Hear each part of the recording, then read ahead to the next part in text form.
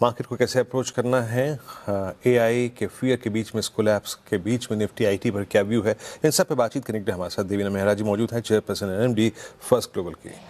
देवीना जी नमस्कार, good morning, कार्यक्रम में स्वागत है। और अच्छा एक बात कहूँ मैम, पहले जो आपका फ्रेम हुआ करता था वो बहुत शानदार था, जिसमें एक शम्मे फरोजा रखी रहती थी पीछे। कभी ट्राई कीजिएगा अगली बार वो फ्रेम दोबारा आप लेके आए तो, और एक बड़ी खूबसूरत सी पेंटिंग। हालांकि ये भी अच्छा है, इंडिया पीएमएस ग्लोबल इन्वेस्टिंग का।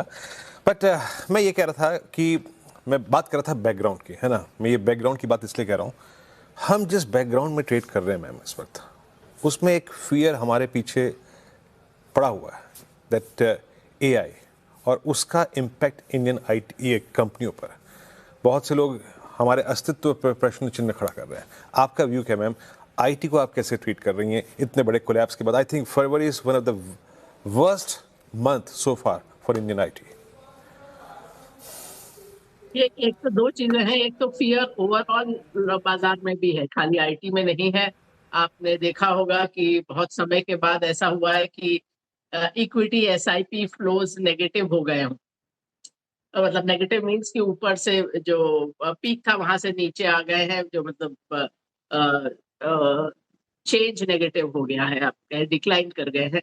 तो आप अगर लंबे समय तक किसी भी बाजार में देखें तो ये जो हमेशा आप देखेंगे कि फ्लो जो पीक करते हैं वो हाई के करीब करते हैं, और जो नीचे आते हैं वो लो के करीब आते हैं। वो एक इंडिकेशन है। दूसरा इंडिकेशन है कि आपने देखा होगा कि आजकल टेलीविजन पर भी अधिकतर लोग आके नेगेटिव्स गिनवाते हैं या रिस्क गिनवाते हैं। तो ये सब जो है ना, ये सब एक्चुअली कॉन्ट्रा इंडिकेटर होता है। जिसे कहते हैं कि जब जिस समय आप ये प्रश्न पूछ रहे हैं कि बाजार से निकल जाए, तब वो समय होता है कि जब आपको निवेशित रहना चाहिए। मतलब डेटा के हिसाब से, मेरा मेरा व्यू नहीं है, ये रिसर्च स्टडी से मैं बोल रही हूँ कि उसके बाद के पीरियड में रिटर्न सिंस औसत से ज्यादा होते टॉकिंग हैं। अबाउट जब साइकी मैम, आप अभी हाँ एक हाँ, और साइकोलॉजिकल जो फैक्टर की बात कर रही हैं, बट वो मैंने इसका मतलब आपको क्या है कि फियर दैट का सेम नाम अप्लाइज टू लिया निफ्टी तो आईटी एज वेल?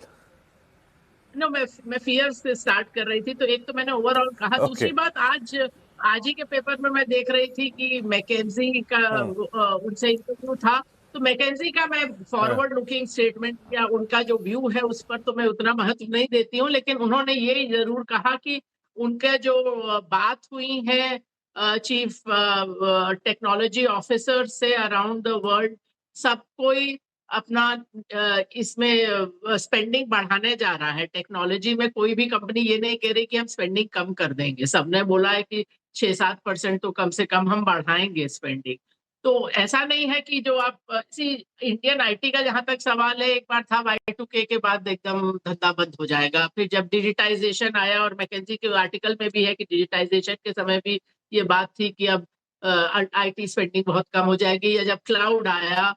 लेकिन ऐसा हुआ नहीं, और ऐसा होने की आशंका भी मुझे इतनी ज्यादा लगती नहीं। ये जरूर है कि ये जितने लोग एम्प्लॉय होते हैं आईटी सर्विसेज में, उसमें जरूर एटलीस्ट शॉर्ट टर्म में आपको कुछ ना कुछ या तो वहीं का वहीं रहेगा या कम होगा वो।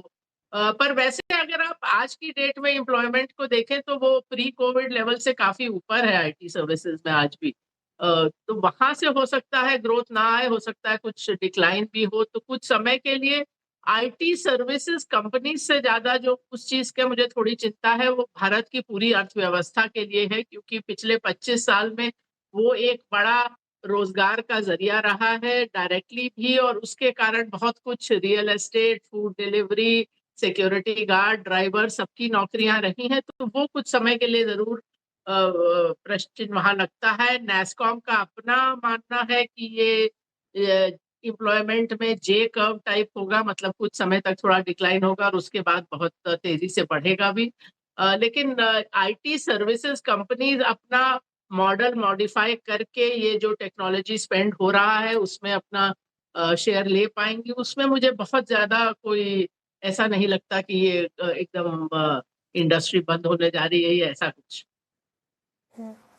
देवना जी, गुड मॉर्निंग। श्रेया बात कर रही हूँ मैम। आईटी स्पेस पर आप थोड़ा ऑप्टिमिस्टिक साउंड कर रही है, बहुत ही इन्वेस्टर्स को हिम्मत मिली होगी। लेकिन मैम जो सवाल ये है कि पिछले 1 साल 18 महीनों से तो कोई रिटर्न दिया नहीं बाजार ने। अब अर्थव्यवस्था को लेकर भी एक बड़ा क्वेश्चन मार्क आपने बताया और चिंता वाजिब भी है मैम। लेकिन सवाल यही कि अब इन्वेस्टर्स पैसे कैसे बनाएं इस मार्केट में, कहाँ स्ट्रेंथ है? देखिए, कभी भी आपको ये भागना नहीं चाहिए कि कुछ ना कुछ निकाल के किसी तरह शॉर्ट टर्म में पैसा बनाए। मैं हमेशा बोलती हूँ कि इक्विटी एलोकेशन आपकी वही होनी चाहिए जो पैसा आपको 8-10 साल तक नहीं चाहिए। कि इक्विटी में कभी भी आपका 6 महीने 1 साल के लिए आप नहीं बोल सकते कि कितना रिटर्न आएगा भी या नहीं। बहुत सारे आपके दर्शक राकेश झुनझुनवाला के बारे में जानते होंगे कि इतना पैसा बनाया, और उनकी जो मैंने उन पे जो पुस्तक पढ़ी थी उसमें मेरे लिए उसमें एक ही लाइन में सारी किताब का सार था। वो लेखकों को भी शायद नहीं समझ में आया था। वो ये कि उन्होंने कहा कि मैंने काफी पैसा बनाया 89 से 92 तक, 2003 से 2007 तक और 2009 से 2011 तक। तो ये 3 फेज में मैंने खूब पैसा बनाया। बीच में 5-5 साल ऐसे भी थे जब मैंने कुछ पैसा नहीं बनाया। तो ये इक्विटी मार्केट की फितरत है कि आपको फ्रस्ट्रेट करेगा। आपको लगेगा अरे अभी तो रिटर्न आया नहीं, अभी मैं गोल्ड में निवेश किया होता 1.5 साल पहले तो वो बेहतर था, 1.5 साल पहले ग्लोबल चले गए होते तो वो बेहतर था। तो वो हमेशा ऐसा आपको लगेगा। लेकिन मार्केट में यही, जैसा मैंने शुरुआत में भी कहा, कि जिस समय आप ये प्रश्न पूछ रहे होते हैं उस समय निवेशित रहना सबसे ज्यादा आवश्यक होता है। और जिस समय आपको लगता है कि रिटर्न बनाना बहुत आसान है, जैसा कि 2024 के पहले 8-9 महीने में था, उस समय आप थोड़ा सतर्क होइए और देखिए कि क्या कुछ प्रॉफिट बुक करना है। और ये मैं हाइंडसाइट में नहीं कह रही, मैं तब भी यही बोल रही थी कि थोड़ा सतर्क रहिए, specially small cap micro cap में। पर उस समय लगता है कि पैसा बनाना तो बिल्कुल बच्चों का खेल है। तो वो दोनों तरह से, एक तरह से आपका जो दिमाग आपको करने को कह रहा है वो गलत सीख होती है। बाजार में ये मैंने पहले भी आंकड़ा दिया होगा आपके चैनल पर भी कि पिछले 40-42 सालों में अगर आप 10 सबसे अच्छे दिन मिस कर जाते हैं तो आपका 2/3 रिटर्न निकल जाता है। और ये जो अच्छे दिन, मतलब कि जो बहुत ही शार्प अप मूव वाले दिन आते हैं, वो ऐसे ही डर और एंग्जाइटी के माहौल में आते हैं। वो जब तेजी में नहीं आते, उतनी तेजी से मार्केट नहीं चलता है बुल मार्केट में। मैडम, आप कसम ईश्वर की आप ही की ये बात याद आती है 10 दिन वाली, इसीलिए हर महीने की एमएफ की किश्त कटती है। ऐसी जिंदगी कटती है आजकल। अच्छा मैम, जी, बड़ा करना पड़ता है यही बाजार आपको टेस्ट करता है। मैं कहूँ थोड़ा वही बोलने का, फ्रस्ट्रेट करता है कि अरे कुछ बना नहीं, अब क्या करें। और पिछले साल तो इंडेक्स तो पूरा जितना दुख दर्द है पोर्टफोलियो में वो पूरी तरह कैप्चर भी नहीं करता। पिछले साल तो इंडेक्स तो अप थे पर औसत स्टॉक डाउन था। 40% स्टॉक तो 10% से ज्यादा डाउन थे, जबकि सारे इंडेक्स आपको, मतलब निफ्टी BSE 500 वगैरह सब अप थे। तो और अभी भी काफी जनवरी फरवरी में भी आप देखें तो काफी स्टॉक्स डाउन है। आपकी बात पे मुझे पूरा यकीन है मैम। असल में हम भी उस जनरेशन के लोग हैं जिन्होंने वो 2008 का दौर देखा है। मुझे याद है अच्छी तरीके से, धनतेरस का दिन था और निफ्टी का लो, मतलब अगेंस्ट हाई था हमारा 6365 का, है ना, जनवरी 2008 का। और धनतेरस से ठीक पहले जो लो लगा था 2253 का।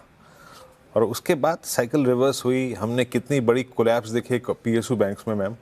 फिर वो रीबिल्ड हुए। एक ज़माने में हेडलाइंस होती थी PNB का ग्रॉस NPA 12-12.5%, तो वो और भी देखा हमने, सब रिवर्सल आया। बट मैम, अब फ्रेंकली स्पीकिंग, आप लोगों ने अपने क्लाइंट्स के लिए या फिर अपने PMS में पोस्ट अर्निंग सीजन क्या क्या खरीदा है, क्या क्या एक्यूमुलेट किया है इस वक्त?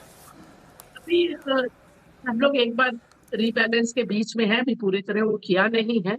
तो अभी तो हमारा वही है कि जो पिछले 2 साल से हम ऑटो कंपोनेंट्स और बाद में ऑटोज में भी कुछ हद तक ओवरवेट हो गए, और फार्मा हेल्थ केयर में भी 2 साल से ओवरवेट है। तो 2024-25 में ऑटो कंपोनेंट और ऑटोज ने तो अच्छा किया। 25 में फार्मा ने उतना अच्छा नहीं किया, अब बेहतर कर रहा है फार्मा।